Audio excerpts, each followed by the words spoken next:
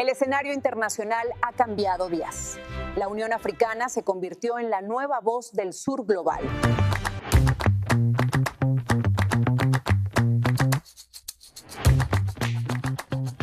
¿Qué? África no. ¿La Unión Africana? ¿Qué es eso? ¿Como la ONU? ¿Como las Naciones Unidas? ¿Algo así? ¡Oh, my God! ¿La Unión Africana? ¿Eso qué es? ¿Es un país o qué?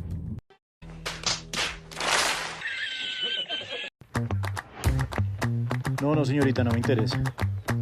What's the matter with you? Después de escuchar estas reacciones iniciales, una pregunta queda sobre la mesa. ¿La Unión Africana realmente se está convirtiendo en la nueva voz del sur global? ¿O sigue siendo una organización con más ambición que influencia real? Soy Oriana Pineda y hoy responderemos esa pregunta en 5 bloques: historia, economía, poder global, desafíos internos y futuro estratégico. Bienvenidos a Geopolítica para Duques, el espacio donde entendemos el mundo sin complicarlo tanto, pero tampoco sin simplificarlo. Para comenzar, primero debemos entender qué significa exactamente el sur global. En relaciones internacionales, el término sur global no es simplemente una referencia geográfica al hemisferio sur. De hecho, varios países que integran esta categoría están ubicados en el hemisferio norte. Se trata de un concepto político, histórico y económico que agrupa a estados de África, América Latina, Asia y parte de Oceanía que comparten experiencias de colonialismo, dependencia económica, desigualdad estructural y baja representación en los espacios donde tradicionalmente se toman las decisiones importantes a nivel global. Y justamente allí entra la Unión Africana. La Unión Africana fue lanzada oficialmente en 2002 en Durban, como sucesora de la Organización para la Unidad Africana fundada en 1963. Mientras la antigua Organización de la Unión Africana tuvo como prioridad la descolonización política, la Unión Africana nació con metas mucho más amplias: integración regional, desarrollo económico, seguridad colectiva y autonomía estratégica. Su innovación institucional más importante fue pasar del principio de no injerencia al principio de no indiferencia, permitiendo respuestas colectivas frente a genocidios, crímenes de guerra o graves crisis humanitarias. Desde una perspectiva técnica, esto redefine la soberanía clásica africana, no solo como control interno, sino también como una responsabilidad compartida frente a la estabilidad regional. Por eso, cuando hablamos de la Unión Africana como voz del sur global, no hablamos solo de África, hablamos de una región que busca transformar su historia de subordinación en capacidad real de influencia. Pero bueno, no podemos olvidar la economía como un instrumento de poder. Sin base económica no existe un liderazgo internacional sostenible. Por eso el proyecto más relevante de la Unión Africana es el Área Continental Africana de Libre Comercio, también llamada AFCFTA, operativo desde 2021.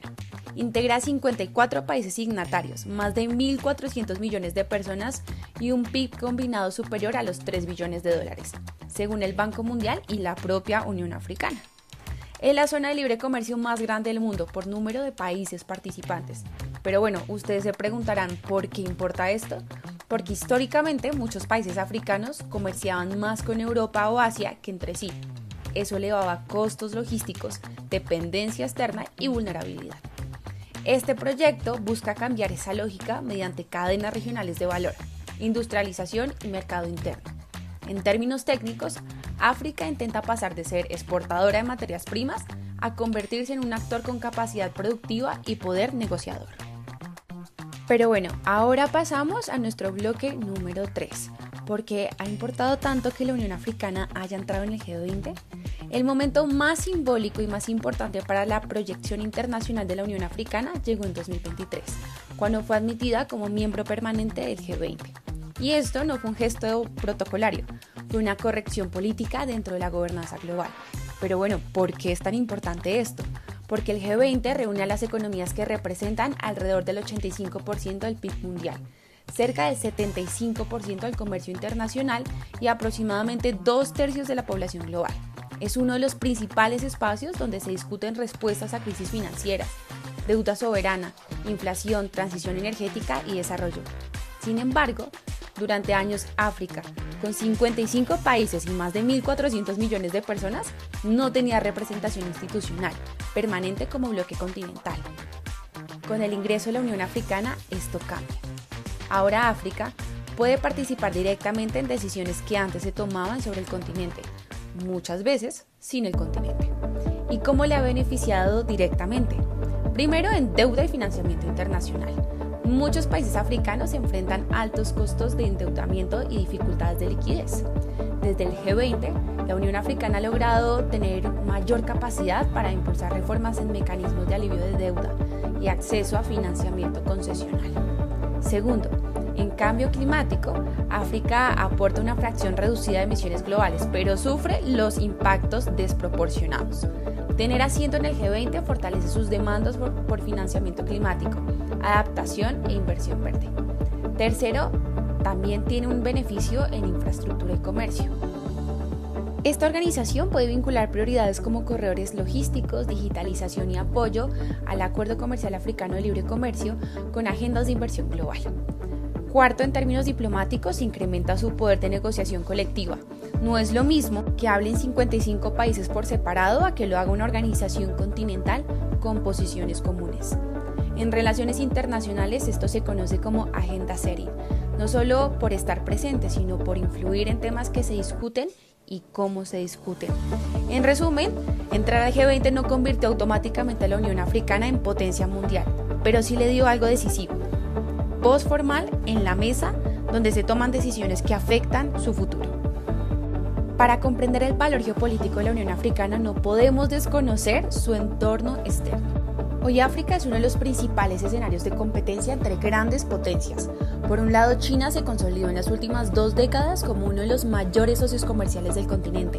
A través de la iniciativa de la Franja y la Ruta, Beijing ha financiado puertos, carreteras, ferrocarriles, proyectos mineros en países como Kenia, Etiopía, Angola y Zambia. Ejemplos concretos incluyen el ferrocarril Addis Abeba-Djibouti, inversiones portuarias en África Oriental y financiamiento para infraestructura energética. Pero bueno, ¿por qué importa esto? Porque China ofrece rapidez de ejecución, crédito para obras y transferencia de infraestructura física, que muchos países africanos realmente necesitan. Por otro lado, Occidente, liderado por la Unión Europea, lanzó el programa Global Gateway, orientado a infraestructura sostenible, conectividad digital, energía limpia y cadenas de suministro resilientes. Estados Unidos impulsó iniciativas como Prosper Africa, la renovación de la AGOA como herramienta comercial y nuevos acuerdos sobre minerales críticos, transición energética y economía digital. Entonces surge una pregunta clave: ¿África volverá a ser territorio disputado por otros o actuará como bloque autónomo capaz de negociar con todos? Aquí la respuesta es decisiva. Si la Unión Africana negocia coordinadamente, puede exigir mejores condiciones, mayor contenido local, empleo africano, transferencia tecnológica, industrialización, sostenibilidad ambiental e integración. En otras palabras, la Unión Africana puede convertir esta rivalidad entre China y Occidente en una ventaja estratégica. Pero bueno, ya acercándonos al final, debemos reconocer que un análisis serio también debe reconocer sus límites. La Unión Africana sí reúne 55 estados, pero cada uno con realidades muy diferentes, sistemas políticos diversos y niveles de desarrollo desiguales. También enfrenta conflictos armados y rupturas institucionales recientes en países como Malí, Níger, Burkina Faso y Sudán. Esto evidencia un dilema clásico del regionalismo, la tensión entre integración supranacional y la defensa de soberanía estatal. La Comisión de la Unión Africana puede proponer políticas comunes, pero los gobiernos nacionales conservan la decisión final. Aún así, debemos decir que sí existe un avance importante. Hoy las crisis africanas se debaten cada vez más en foros africanos, mediante la arquitectura africana de paz y seguridad y no exclusivamente bajo tutela externa. Eso no resuelve todos los problemas, pero sí fortalece la capacidad política continental. Entonces, ¿es la Unión Africana la voz del sur global? Pero bueno, después de este recorrido podemos decir que la Unión Africana todavía no es la voz dominante del sur global, pero sí tiene las condiciones para convertirse en una de sus principales representantes si transforma su peso estructural en poder político efectivo. Para lograrlo deberá fortalecer espacios multilaterales, donde África negocie como bloque, impulsar nuevas coaliciones con América Latina, Asia emergente y Medio Oriente, y promover una agenda común sobre comercio, deuda, seguridad alimentaria y transición energética. África tiene que dejar de estar en lo último de la agenda. Al mismo tiempo, necesita diversificar sus fuentes de financiamiento mediante bancos regionales, fondos soberanos, inversión privada estratégica y mecanismos sur-sur que reduzcan la dependencia de actores externos. Si logra transformar ese potencial en capacidad política concreta, la Unión Africana dejará de ser solo una organización regional para convertirse en un bloque estratégico que sea capaz de defender intereses comunes, impulsar nuevos modelos de desarrollo y reequilibrar el orden internacional. Y quizás la pregunta final no sea si África está lista para liderar. Quizás la verdadera pregunta es si el mundo está listo para escucharla. Soy Oriana Pinada y espero les haya gustado este capítulo de Geopolítica para Dummies.